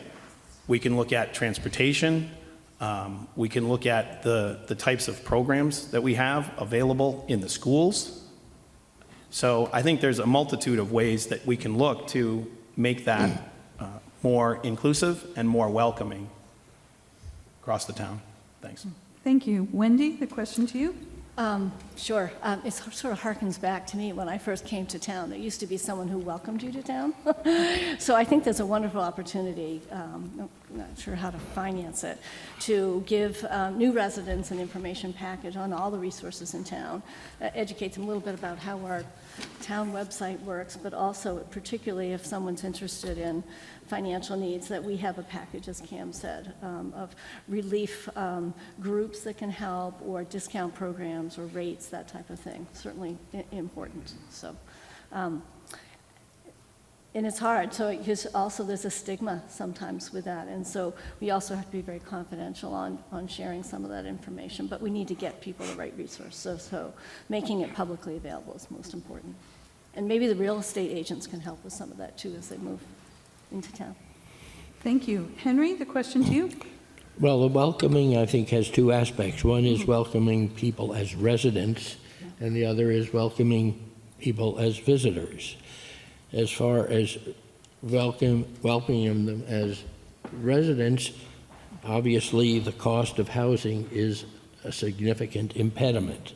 But diversity is not necessarily a product of cost, because you see other surrounding communities that have significantly more diversity of many types and are similar in financial level to us.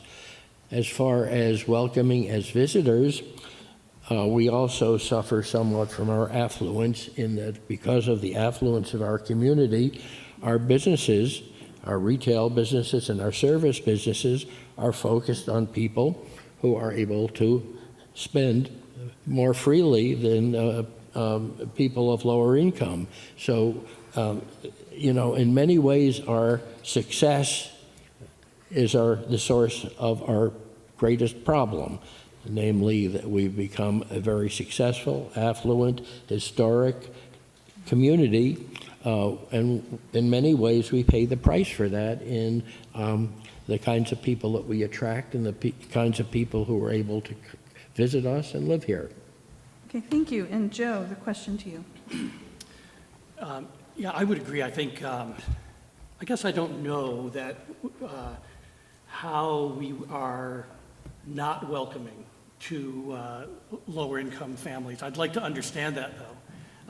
There's no doubt in my mind we are not as inviting as we could be, but I just don't know how that manifests itself to folks who are here, both visiting and trying to move here. So I think that's something that would be interesting for us to understand the facts there.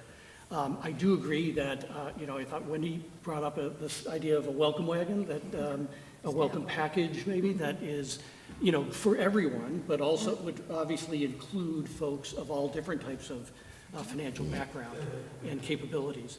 Affordable housing is, of course, at the heart of all of this, and we've already talked about it. I think we all agree that we should have affordable housing so we can have a diverse population here. I also think that expanding our business base, though, is another thing that we should think about in this regard, which is not only expanding the tax base, making this place more affordable generally, but then if we have a broader business base, there probably will be businesses that could appeal to and be affordable by a broader population here. Okay, thank you. Our next question, we'll start with Wendy. For years, the town underfunded maintenance of its infrastructure, leading to a major backlog of needed investments.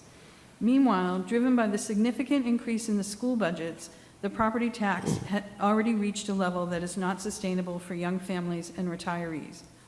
How do you envision fixing the infrastructure while keeping the property tax level under control?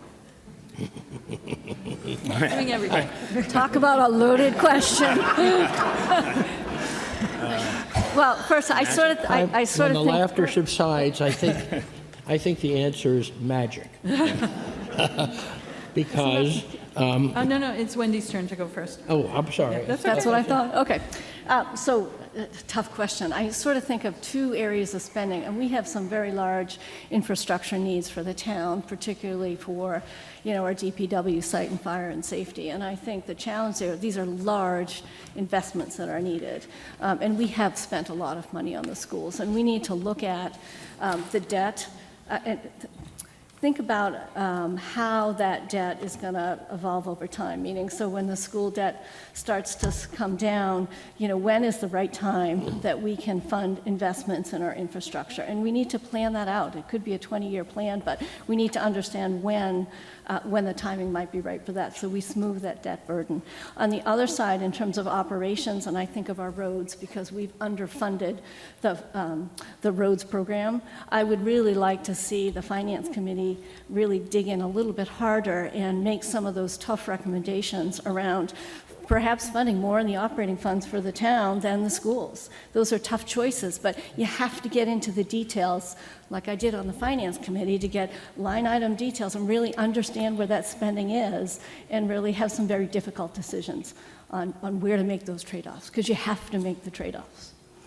Thank you. Cameron, the question to you next. Well, it's a great question and a difficult one. So I would just go back to making sure that we are forward-thinking about some of our planning. Definitely, we need to consider how we're going to prioritize these different investments. I've talked to people. Somebody says, oh, no, it's over here. Somebody else says, wait, you got to go look over there, right? It's bringing people together and having that constructive dialogue. We do need to separate wants and needs, right? So we are coming to a place where, given the constraints on our budgets, that we have to focus on the things that we absolutely must do. And I wouldn't treat every item as all or nothing. Oftentimes you hear discussion, it's like it's all, or you're going to do the project or you're not. And frequently in my career, I've seen people show up with that. When we get into a constructive challenge, sometimes you can get to some different options. Sometimes you can get to some different outcomes where it can be achieved for less, right? The big thing is value for money, right? And I know it sounds simple, but you got to treat the budget like it's your own money. You got to look at where you would make the right kinds of investments that you believe in that are going to generate the right returns for the greatest number of people in the town. Thanks. Thank you. Joe?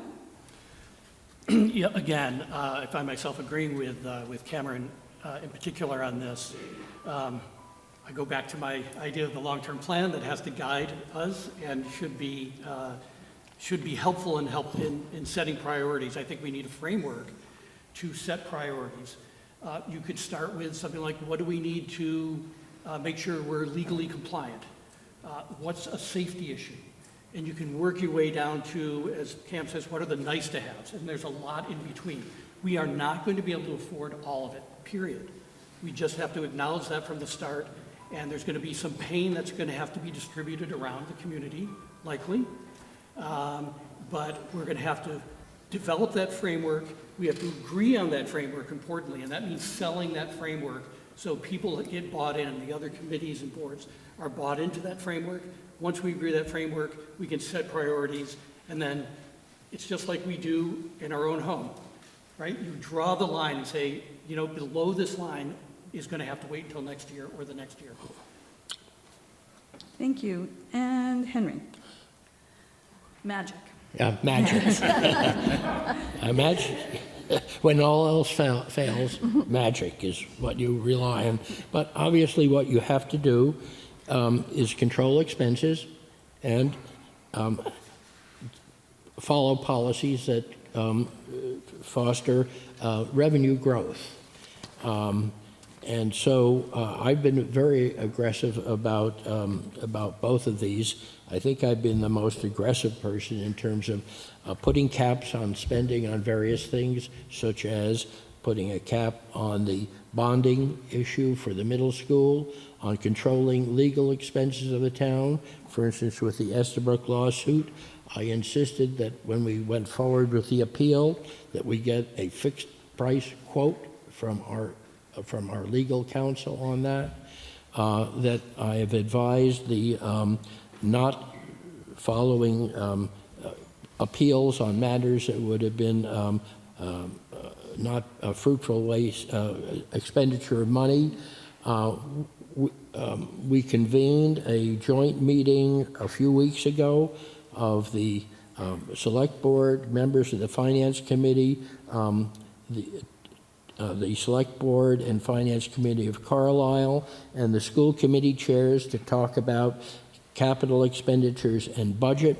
And the result of that was for instance, sending the amenities building at the high school back to the drawing board for further study. Thank you. Our next question, we're going to go to Cameron first. Concord has ambitious climate and sustainability goals and a thorough, well-thought-out climate action and resilience plan published in June 2020. Now, almost 4 years into implementation of that plan, do you think there are specific sustainability challenges Concord is facing in 2024 that the Select Board can and should play a role in supporting? Great, thank you for the question. So I would start on sustainability. I'm all in because it's my job at National Grid, and I am in charge of transforming National Grid to achieve a clean energy vision and to meet the goals of the states where we operate. I do think responsible transitions have to be clean, fair, and affordable. So I think we need to consider all of those components. So when I look at what we are doing from a sustainability standpoint, I think the goals are awesome. And I think this town is super committed to driving a lot of sustainability. Wendy, you've been involved in some of that as well, right? So I think it's great that we are so actively engaged that we don't want to just be followers, that we actually want to be leaders, right? Out in front in some of these things around sustainability and around transition. I do think we have to continue to look at what are the investments, what are the costs, and what are we going to get in return, right? So it still comes down to, it might not be all dollars and cents, but you also can't ignore some of the dollars and cents. And you have to look at investments that are going to be prudent, and you have to look at who's going to be paying for them and how you make that fair and affordable for all. Thanks. Thank you. Henry, the question to you next. Well, I would agree on most of those observations, but I would add one more thing, and that is, I think one thing that we need to consider more carefully, because of the rapidly evolving technology in sustainability and energy, we have to really look at whether the technology that we're investing in today will become obsolete before it has reached the end of its useful life. And so that's a kind of a cost issue. Otherwise, I think that we've been quite aggressive about it, and our programs have been well thought out. And I think the town has been pretty much a leader in organizing a sustainable community. Thank you. And Wendy, the question to you next. Sure. I'm certainly in support of sustainability, and I really mentioned this earlier, look forward to, we are in the process now of measuring our progress against our goals. And I would hope that following that report, that we would ask our sustainability director, with input from the schools as well as the town, about where are we missing the mark? Where do we need to make the most investment? Where's the best bang for the buck? And then it becomes a capital planning exercise. And it must be a joint capital management, joint decision-making, where we look at what is the inventory of improvements that we need to make. And it might be schools and it might be town, but we need to jointly make that decision and advance a strategy to move our town forward on where we're going to get those benefits. And I think Cam mentioned this also, not everything could be as cost effective. There's a solar task force that's in play now, and we're looking very hard at solar. And you'll see that as a town warrant article also. And our focus is going to be on what's the best positive return for the town. Thank you. And Joe. Yeah, I mean, the short answer is, of course, right? I mean, who doesn't want to be a sustainable town and to contribute in a sustainable way to the broader state and the environment generally? We all want that. I think, again, it comes down to where does this fit into our priorities, and and where does it fit into our plan. We should do as much as we can when we can do it. But we also should make sure that we're not making decisions based on gut feel and more on, as Wendy was saying, I agree with this, is where are we going to have some real impact? Is it just making us feel good, or is this actually going to have an impact on? Can you talk into your mic? Sorry. Thank you. Sorry. Do I get another minute? Wishful So thinking. is this something that's just making us feel good, or does it actually have real impact? And what is the return on investment? Now, by the way, the return doesn't always have to be financial, but we should be making decisions with our eyes wide open about we're going to invest this, and this is what we're going to get back. And that helps us set priorities, because there's going to be trade-offs. Do we need a new fire truck, or do we need some additional X to be sustainable? Thank you very much. The good news is that was your last question. I forgot to tell you that, so you can take a deep breath. We are going to go into closing statements now, so we would need the school committee candidates to also join us up at the front. I don't know. I don't know how I'm Are we going to do sharing this. chairs, or? Yeah, I'm not going to have you sit in my lap. Be careful of the cord right here.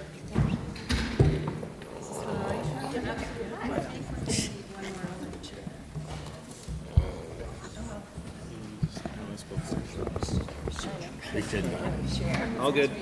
We'll figure it out. Yep. We're gonna all cozy up here. Yeah, we might need to pass the mic. I don't, and it's, it's just the cord, I can't. Here, you got it?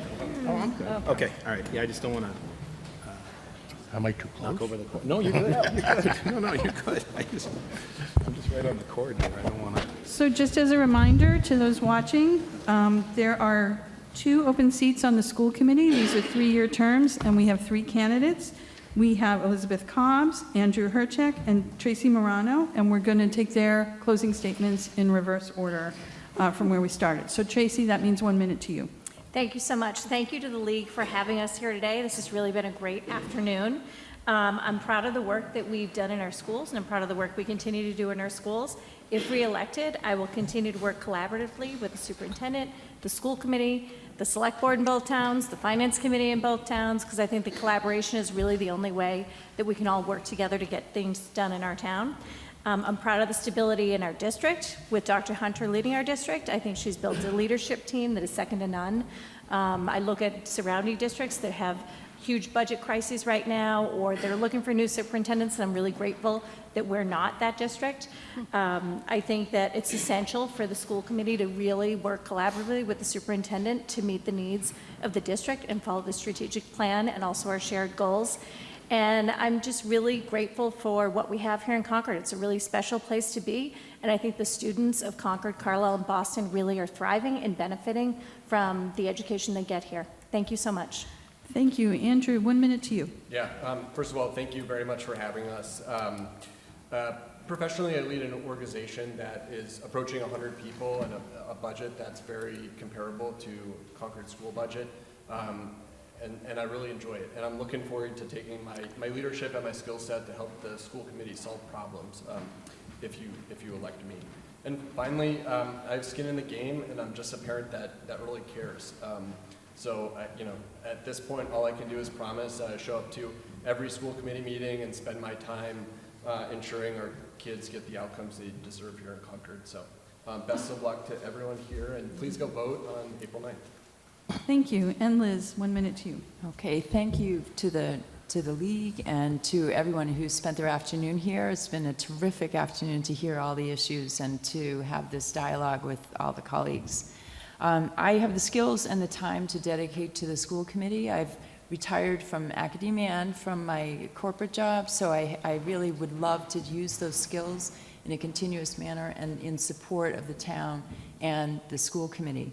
I think that we really need to look at data-driven decision-making, and be it in an understanding of more MCAS results, AP testing, and what programs are needed so that we can really energize all of our students. I think that's really important. We've all talked about supportive and joint capital planning and a process that allows for that healthy tension and dialogue to continue.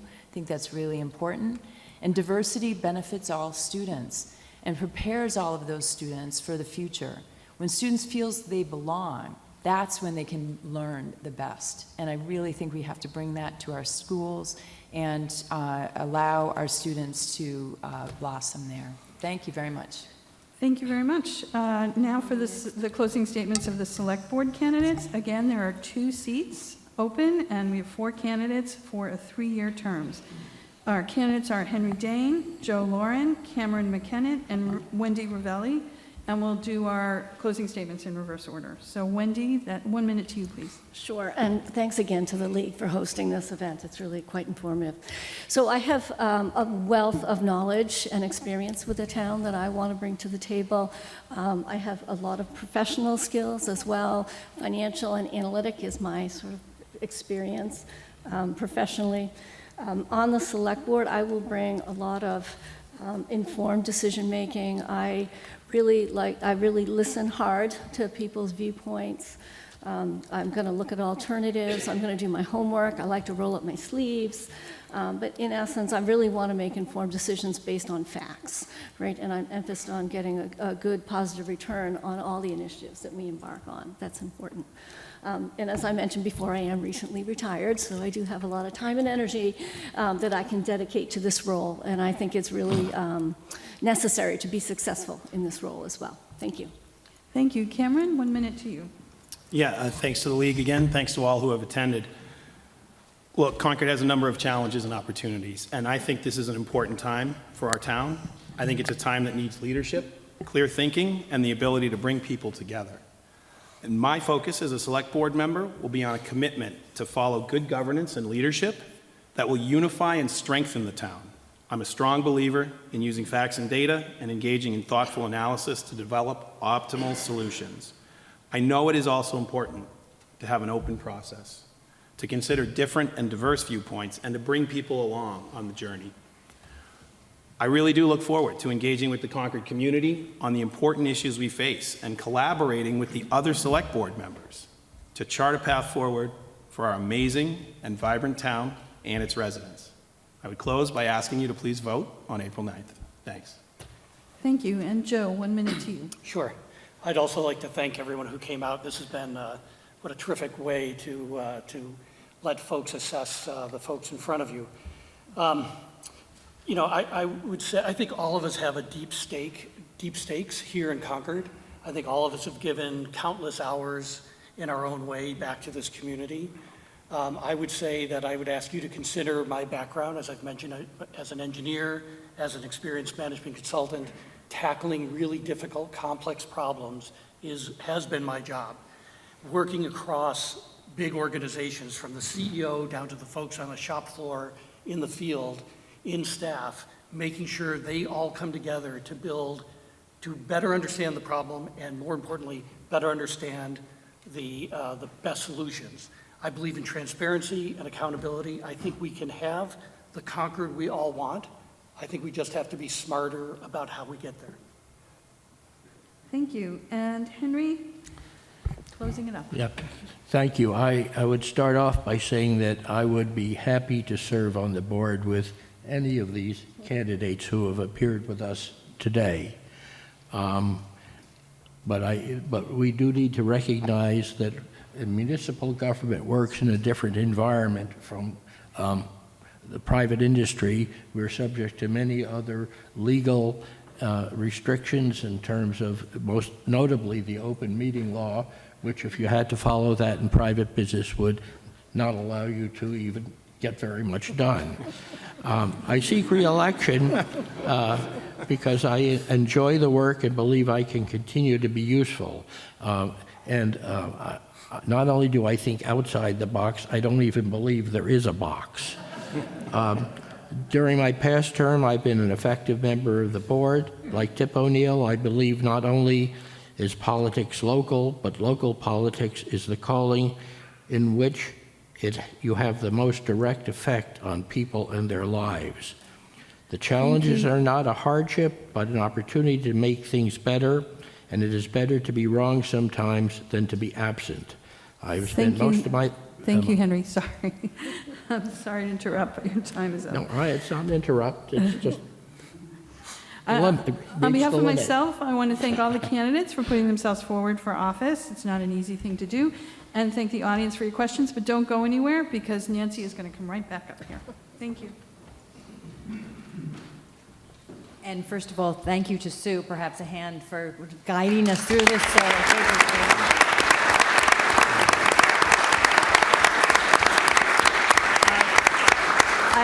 I want to add my thanks to the candidates, both for being here today and sharing your views, but also for running and for serving the town. Thank you. We appreciate it. The team here are able timers popping up. Diane Proctor, Tony Comfrey. And our Zoom team and question handlers and Minuteman Media Network, to whom we are very grateful, Stefan Bader, Emily Wheeler, and Carlin Reed, and Melissa Salfield for helping us set up, Robert for helping with the questions. It takes a village. So, but mostly, thank you for being here. Thank you for asking questions, asking good questions of the candidates. As you know, the election is on April 9th. Ballots are available on March 19th. If you've already asked for a ballot, you've already applied for a ballot and checked the box, it will come to your home automatically, but there are will be applications available also, or show up on the day and vote. Thank you again for coming. And there are refreshments over there, and please join us. Thanks.